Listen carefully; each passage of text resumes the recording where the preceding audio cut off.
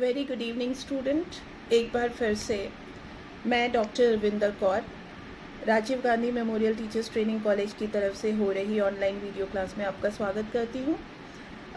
जैसे कि आप लोग पहले से जानते हैं कि हम लोग अपने सिलेबस के according already sources of knowledge generation के पार्ट ए को कंप्लीट कर चुके हैं।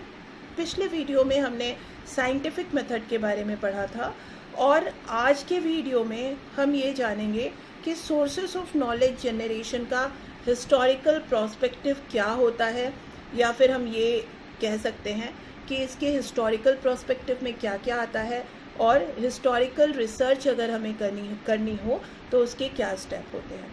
चलिए आज के वीडियो में हम ये जानने की कोशिश करते हैं कि सोर्सेस ऑफ नॉलेज जनरेशन का हिस्टोरिकल प्रोस्पेक्टिव क्या है और इसके स्टेप्स क्या हैं, steps of historical research. Dear student, आज हम हिस्टोरिकल प्रोस्पेक्टिव की बात करेंगे जो कि सोर्सेस ऑफ नॉलेज जनरेशन का ही एक पार्ट है। तो इसको समझने के लिए आप इसको ध्यान से देखिए। इसको देख करके आप अपने नोट्स भी बना सकते हैं और इसको हम इस प्रकार से समझ सकते हैं कि taking historical prospective means understanding the social, cultural, intellectual and emotional setting that shaped people's lives and actions in the past. Indeed, taking historical perspective demands comprehension of the vast differences between us in the present and those in the past. The purpose of historical research is to reach insights or conclusion about past person or occurrences. Historical research entails more than simply compiling and presenting factual information. It also requires interpretation of the information. जैसे कि आपको लिखा हुआ समझ में आ रहा है कि हिस्टोरिकल पर्सपेक्टिव जो कि अपने नाम से ही जाना जा रहा है, इसमें हम पास्ट में हुई चीज़ों का पता लगाते हैं। हम ये जानने की कोशिश करते हैं कि पुराने समय में हमारे सोशल, कल्चरल, इंटेलेक्चुअल और इमोशनल जो सेटिंग थी उसका अवलोकन करते हैं। हम लोगों की लाइफ, लोगों के एक्शंस के बारे में जो कि पास्ट में हो चुके हैं उसके बारे में समझने की और जानने की कोशिश करते हैं और उससे कहीं ना कहीं से हम ज्ञान लेकर के आगे की तरफ बढ़ते हैं। इसको हम हिंदी में ऐसे समझ सकते हैं कि ऐतिहासिक परिप्रेक्ष्य लेने का अर्थ है सामाजिक, सांस्कृतिक, बौद्धिक और भावनात्मक सेटिंग को समझना जो कि अतीत में लोगों के जीवन और कार्यों को आकार देते थे। दरअसल ऐतिहासिक परिप्रेक्ष्य लेने से अतीत में हमारे उन लोगों के बीच में विशाल मतभेदों को समझने की मांग होती है। ऐतिहासिक अनुसंधान एक उद्देश्य पिछले व्यक्तियों का या घटनाओं के बारे में अंतर्दृष्टि या निष्कर्ष तक पहुंचना होता है। तथ्यात्मक जानकारी को संकलित करके और प्रस्तुत करने की तुलना में ऐतिहासिक शोध अधिक दर्ज करता है। इसके लिए सूचना की व्याख्या भी आवश्यक है। जैसा कि यहाँ साफ तौर पर लिखा हुआ है कि हिस्टोरिकल प्रोस्पेक्टिव जो ऐतिहासिक परिप्रेक्ष्य है, ये पहले पास्ट में या अतीत में जो सामाजिक, सांस्कृतिक, बौद्धिक, भावनात्मक चीज़ें थीं उसको समझना, उसको जानना और आज के परिप्रेक्ष्य में उसका क्या महत्व है ये समझने में हमारी मदद करता है। और हिस्टोरिकल प्रोस्पेक्टिव एक ऐसा तरीका है जिससे कि हम अपने पास्ट को समझ सकते हैं, अपने पास्ट को जान सकते हैं और उसको समझने और जानने के बाद हम अपने आगे की नीतियों को तय कर सकते हैं और इस पर हम थीसिस या शोध कर सकते हैं। इसके बाद ये देखिए, historical prospective is usually utilized as a comparison. It is basically used for a comparison. For example, from a historical perspective, the Dark Ages was all about religion. It is used as an example. A comparison, a reference point, as the word perspective relates to view or vision. जैसे already इसमें लिखा हुआ है कि historical prospective या historical perspective जो होता है वो बेसिकली होता है ताकि हम किसी भी चीज़ को कंपेयर कर सकें, हम उसकी तुलना कर सकें, तुलनात्मक अध्ययन कर सकें, हम ये जान सकें कि पास्ट में चीज़ें ऐसी थी और प्रेजेंट में चीज़ें ऐसी हैं।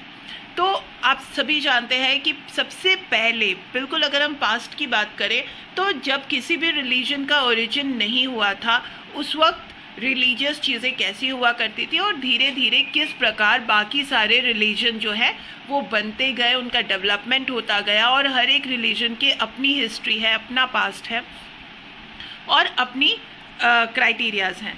तो historical is the past, so combining the two from view of the past. Others have studied the historical progression of societies. तो हिस्टोरिकल प्रोस्पेक्टिव जैसा कि इसमें ऑलरेडी लिखा हुआ है कि आप किसी भी चीज़ के कंपैरिजन को समझने के लिए कर सकते हैं।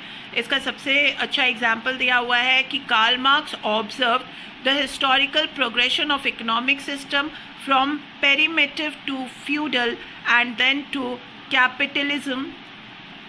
Other example would include the study of historical events like war, revolutions, etc. तो ये सारी चीज़ें हैं जो कि पास्ट में हो चुकी हैं, जिसको हम आज स्टडी करके कहीं ना कहीं कंपैरिजन निकालते हैं कि पास्ट में और प्रेजेंट में इन सब चीज़ों के क्या चेंजेस आया है और हम तुलना कर पाते हैं कि पास्ट में क्या था और आज प्रेजेंट में क्या है। इसी को हम हिंदी में समझ सकते हैं कि ऐतिहासिक दृष्टिकोण का उपयोग आमतौर पर एक तुलना के रूप में किया जाता है, एक ऐतिहासिक परिप्रेक्ष्य से। अंधकार युग सभी धर्मों के बारे में था, ये एग्जाम्पल है, और इसका उपयोग एक उदाहरण,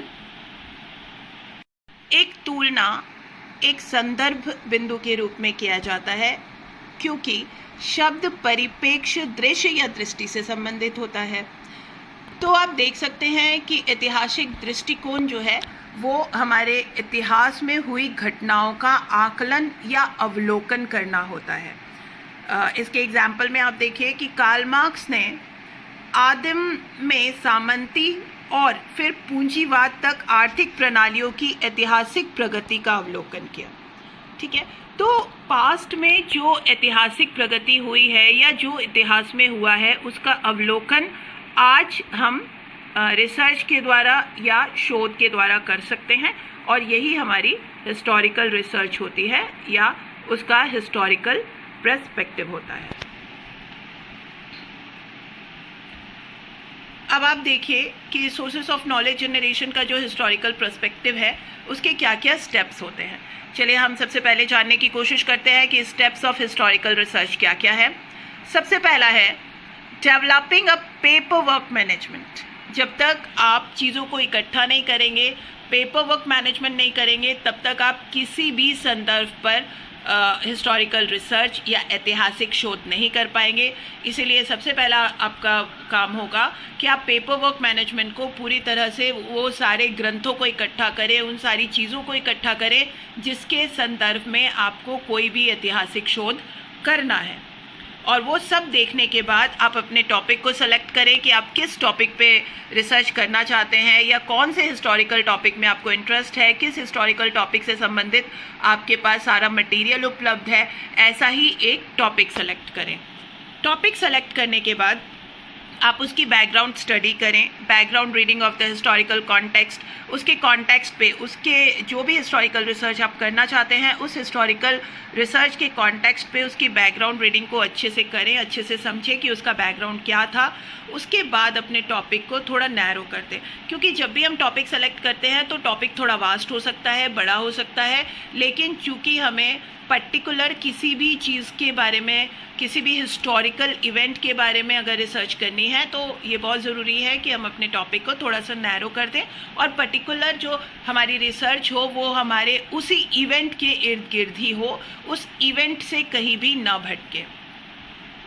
उसके बाद गैदरिंग एंड रिकॉर्डिंग इन्फॉर्मेशन, फिर हम उस इवेंट से संबंधित अपने इन्फॉर्मेशन को गैदर करें, ढूंढें, निकालें और फिर उसका रिकॉर्ड रखें, उसको रिकॉर्ड करें। और हमारी जो रिसर्च में हमें जो जिस चीज़ की आवश्यकता है उसकी रिकॉर्ड करें, उसे अपने पास रिकॉर्डेड वे में, किसी भी वे में रिकॉर्ड करके रखें। छठा स्टेप होता है analysing and interpreting sources and the topic significance in the history. उसके बाद जो भी टॉपिक हमने सेलेक्ट किया है या जो भी इवेंट हमने सेलेक्ट किया है जिसके बारे में हम हिस्टोरिकल रिसर्च कर रहे हैं, उसको एनालिसिस करें, उसको इंटरप्रेट करें। हम उन सोर्सेज को भी इंटरप्रेट करना चाहेंगे जहाँ से हमने वो इन्फॉर्मेशन कलेक्ट की है, चाहे हमने वो किसी मॉन्यूमेंट से करी हो, चाहे हमने उसके किसी टीवी के इन्फॉर्मेशन से करी हो, न्यूज़पेपर के इन्फॉर्मेशन से करी हो, या किसी ग्रंथों से करी हो, या उससे संबंधित कोई किताब छपी हो उससे करी हो। ये सारे सोर्सेज को भी इंटरप्रेट करना ज़रूरी है। And the topic significance in the history, जो भी टॉपिक है जिस पे हम हिस्टोरिकल रिसर्च कर रहे हैं उसका क्या महत्व है, क्या सिग्निफिकेंस है उसका पास्ट में, ये हमें एनालिसिस करना बहुत ज़रूरी है। सातवां स्टेप होगा हमारा फिर डेवलपिंग अ थीसिस। ये हो जाने के बाद फिर हम अपने थीसिस को डेवलप कर सकते हैं। इसी को आप हिंदी में लिख सकते हैं और देख भी सकते हैं। सबसे पहला चरण है ऐतिहासिक शोध के चरण। सबसे पहला चरण होगा कागजी कार्रवाई प्रबंधन प्रणाली का विकास करना। दूसरा चरण होगा एक विषय का चयन करना, और उसके बाद तीसरा चरण होगा ऐतिहासिक संदर्भ के लिए पृष्ठभूमि पढ़ना। चौथा चरण है अपने विषय को कम करना, मतलब जो हमारा टॉपिक है उसे हम कन्फाइन कर लें। पांचवा है जानकारी एकत्र करना और रिकॉर्डिंग करना।